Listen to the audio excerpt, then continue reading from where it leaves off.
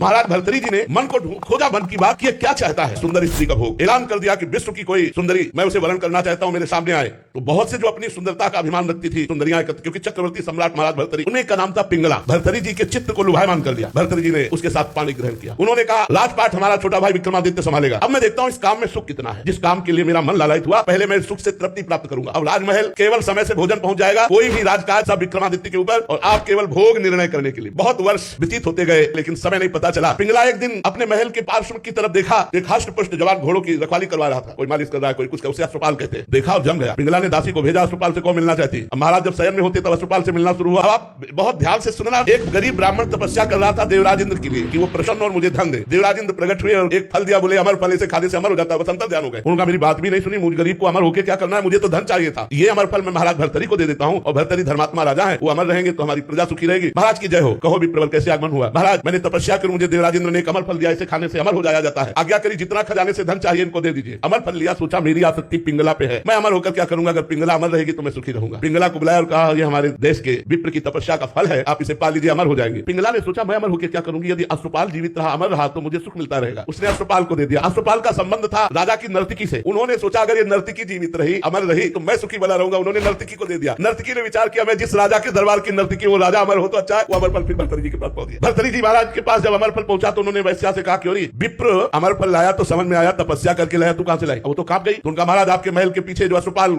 ने मुझे दिया, जाओ। अश्वपाल को बुलाया सभा में और कहा बोल ये अमर फल कहां से मिला। होश उड़ गए। महाराज जीवन दान हो तो सत्य बोलूं। हाँ जाओ, माफ किया। महाराज आपकी रानी पिंगला ने दिया। पिंगला को बुलाया और कहा क्यों चक्रवर्ती सम्राट मुझ भर्तृहरि से तुझे तृप्ति नहीं हुई, धिक्कार है इस काम को। और उतारा मुकुट और रख दिया, और सदा सदा के लिए बनवासी बन गए अतृप्त होकर।